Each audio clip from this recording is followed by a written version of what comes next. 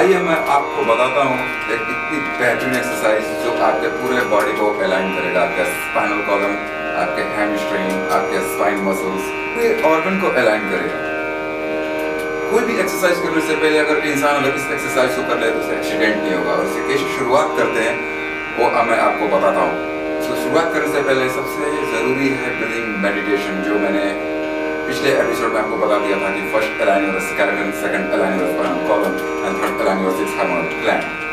ये breathing meditation करने के बाद अगर इंसान इस एक्सरसाइज को कर लेता है, शोल्डर प्रेसिंग को, तो वो पूरा वो अपने शोल्डर से निजात पा जाता है, अपने 7 सर्वाइकल स्पॉन्डिलोसिस प्रॉब्लम से, 12 थोरेसिक वर्टिब्रा से जो भी कनेक्शन है, हमारे जो बीमारियां होती है वो सॉल्व हो जाएगी। आपके लंबर से जो भी कनेक्शन होते हैं नर्व से, वो समाधान हो जाता है।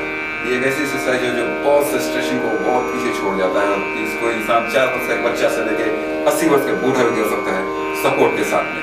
तो आइए हम आपको बताते हैं शोल्डर प्रेसिंग एक्सरसाइज, जिससे आपकी पूरी बॉडी फुल अलाइन में आ जाएगी और आपका लाइफ भी अलाइन में हो जाएगा। शुरू करते हैं। फर्स्ट अपने स्केलेटन को कैसे अलाइन करेंगे। सबसे पहले हम लोग 1 फीट अपने शोल्डर्स लेवल ओपन ले खड़े हो जाएंगे। हमारा जो टो होगा इनसाइड में होगा, जो आउटसाइड से 90 डिग्री दिखेगी, जो हमारा आउटसाइड 90 डिग्री पे होगा, ताकि हमारा ये हेड ऑफ फीमर से हमारे बेल्ट के फ्रंट अलाइन में आ जाएंगे। फिर अपने नेक्स्ट पार्टनर्स में ये दोनों एक दूसरे के शोल्डर पे हाथ रखेंगे, चेस्ट आउट हो जाएगा यहाँ पर।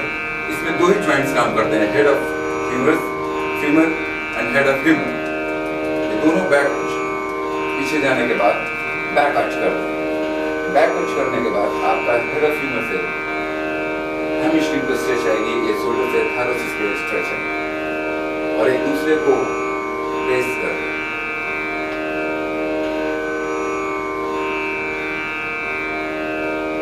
30 times press, then hold and deep breathing inhale and exhale.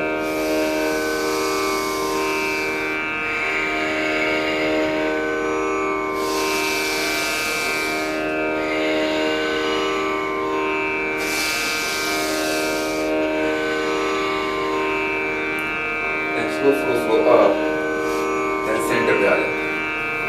इसकी सबसे बड़ी खासियत क्या थी, ये जो हमारा हेड ऑफ फीमर है, जैसे पीछे घूमते ही ये हमारा जो स्कैपुलर प्लेट है हमारे थायरोसिस एरिया को पुश करता है, जो हमारे 12 रिस्ट जो है हमारे बॉडी के सारे important organs, lungs, liver, kidney, pancreas, इसे इसके अंदर है। जैसे शोल्डर प्रेस से प्रेस करते एक दूसरे को, तो ये स्टर्नम से हमारे कॉस्टल कॉर्टेक्स स्ट्रेचिंग होना शुरू होता है, जो हमारी लंग्स कैपेसिटी बढ़ जाती है सांस की। लोगों ने सांस की कैपेसिटी कैसे बढ़ाई जाए, जब तक हम लोग इसका एक्सरसाइज नहीं करेंगे तब तक हमारी लंग्स कैपेसिटी नहीं बढ़ सकती है। पूरी दुनिया वेट्स उठाकर ट्रैपेजिस एरिया को टाइट कर दिया है, लोगों ने तो ऊपर से दिखाना शुरू कर दिया, लेकिन अपने ऑर्गन्स को स्टिफ कर दिया। जब ऑर्गन स्टिफ हो जाती है तो हमारा लाइफ भी स्टिफ हो जाता है। क्योंकि लाइफ को फ्लेक्सिबल बनाना है तो पहले आपको अपने बॉडी को फ्लेक्सिबल बनाना होगा। इससे सबसे बड़ी बेनिफिट है कि हमारी लंग्स कैपेसिटी बढ़ जाती है। सेकंड कि हेड ऑफ फीमर से आपका ये सॉकेट से मूव होता है, तो आपका पूरे हैमस्ट्रिंग काफ मसल्स स्ट्रेच हो जाते हैं, जिसमें ये जैसे ही अगर आपका ओपन हो गया तो आपके मैक्सिमस मिनिमस रिलीज हो जाते हैं, और आपका spine muscles lumbar area release हो जाता है। जो हमारे वर्ल्ड में 99% बैक प्रॉब्लम है, ये बैक प्रॉब्लम क्यों होती है?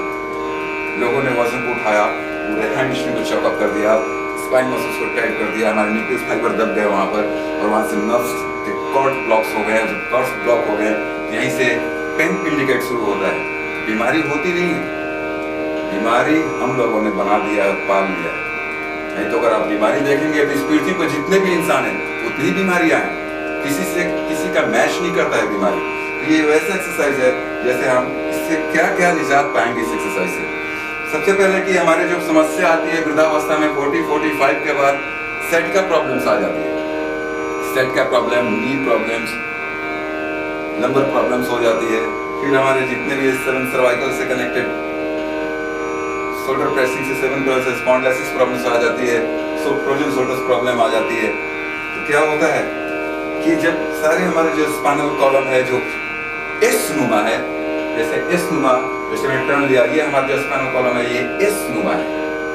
तो जैसे हम लोग स्ट्रेच करते हैं तो ऑटोमेटिकली जोन 3 मेथड से ये फुल अलाइन में आ जाता है।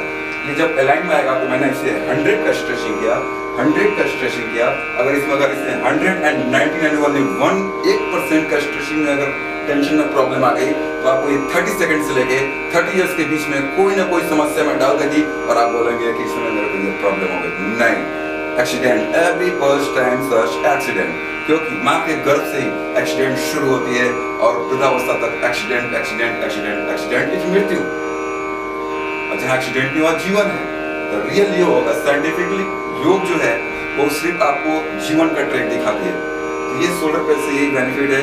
इसको सपोर्ट में भी किया जाए। सपोज दैट है कि ये एक बॉडी है, एक रॉड है, एक दरवाजा है, चाहे खिड़की है, जो भी है आप सपोर्ट करते हैं। एक 80 इयर्स का बूढ़ा बैठे बैठे एक्सरसाइज नहीं कर पाता है, वो चेयर से उठता है, उठने के बाद अगर धीरे धीरे झुकते हुए आए, जैसे बुढ़ापा तो ये है, वो तो हंच होता है, जवानी तो ये होती है, क्योंकि ये जितना खुलेगा उसका ऑर्गन में उतनी, क्योंकि ऑक्सीजन का विज्ञान है total. Create your lungs capacity, create your mind and create your everything, oxygenating your gland, क्योंकि सब ग्लैंड का ही मेथड था। इस पे क्या होता है कि हमारे शोल्डर की जितनी चौड़ाई है वो 8 फिंगर गैप यानी shoulder level, natural shoulder level support करके, और इंसान सिर्फ सपोर्ट करते हुए 80 इयर्स का बूढ़ा भी सिर्फ इस तरह और सिर्फ 3-4 बार सांस लेकर और धीरे धीरे इसको प्रेस करते करते करते करते क्या होता है कि उसका ये थैरोसिस एरिया खुलना शुरू हो जाता है, क्योंकि हमारी गलत खान पान से जो प्रोटीन्स हम लेते हैं वो ट्रांस प्रोटीन्स में कन्वर्ट होता है और बहुत से विजातीय द्रव्य वो पॉइजन जैसे यूरिक एसिड, फास्फोरस वो हमारे सारे 206 ज्वाइंट्स पे कवर कर लेती है। तो सबसे इंपॉर्टेंट ध्यान दिया लोगों ने तो सिर्फ घुटने पर ध्यान दिया कि बुढ़ापे में घुटने पेन करते हैं, अंगूठे दर्द करते हैं, ये ज्वाइंट पेन हो रहे हैं। नहीं, सबसे इंपॉर्टेंट है आपको स्पाइनल कॉलम अर्थराइटिस पर ध्यान देना, क्योंकि जब तक आपकी स्पाइनल कॉलम में फ्लेक्सिबिलिटी नहीं रहेगी यहीं से खतरा शुरू होती है। जितने बड़े लोग उतनी बड़ी हॉस्पिटल, जैसे जैसे लोग बड़े बड़े व्यवस्था में बैठते जाते हैं उनके वर्कआउट नहीं होते और स्पाइनल कॉलम ब्लॉक होने लगते हैं। फास्फोरस जम गया लंबर पे तो लंबर की फ्लेक्सिबिलिटी खत्म हो गई, थायरोसिस में तो थायरोसिस खत्म हो गया, सर्वाइकल स्टिफ हो गए तो वो spondylosis problem, shoulder spondylosis problem, बहुत सी समस्या शुरू हो जाती है। तो ये शोल्डर प्रेसिंग ये आपको साइंटिफिकली ग्राफ स्ट्रेचिंग आपको करने के बाद ये सेंस है, this is a physical sense workout. अगर मान लीजिए कि मैं अगर 80 इयर्स का बूढ़ा हूँ और मैंने सपोर्ट करके और मेरे ये हंच है और मैं इस तरह बूढ़ा होते हुए उठ के आया, इस तरह पकड़ा तो ये मेरा स्टेपनर पे जैसे एल्बो टाइट करूँगा जाऊँगा तो देखिए यहीं पे टाइट हो गया। तो ये हंच धीरे धीरे अभ्यास करते करते करते करते एक समय आ गया था थायरोसिस एरिया जो है ये बैक का पोजिशन पूरा ये खुल जाएगा और आपका स्पाइनल कॉलम में फ्लेक्सिबिलिटी आ जाएगी और आपका लाइफ फ्लेक्सिबल हो जाएगा। ये है शोल्डर प्रेसिंग एक्सरसाइज। ये एक्सरसाइज करने के बाद अगर इंसान ब्रीथिंग मेडिटेशन कर ले, 20 सेट का चेयर करे, 30 सेकंड का चेयरिंग प्रेस कर और ब्रीथिंग मेडिटेशन का 3 सेट्स कर ले तो इंसान 24 घंटे में वो अपना जो 8 घंटा बैठ के गाड़ी चलाता है या लैपटॉप पे बैठा रहता है वो शाम को आया और ये शोल्डर प्रेस करके फट से रिलीज हो जाता है, क्योंकि धीरे धीरे स्टिफ होता है, नॉस ब्लॉक फिर स्लो होता है, वो फिर block block block block block and dark and dead. ये फ्लेक्सिबिलिटी और स्टिफनेस का विज्ञान। तो ये shoulder press very good stretching, लाखों स्ट्रेचिंग को बहुत पीछे छोड़ता है और इसे 4 वर्ष के बच्चे से लेके 80 वर्ष के बूढ़े भी कर सकते हैं। Thank you very much.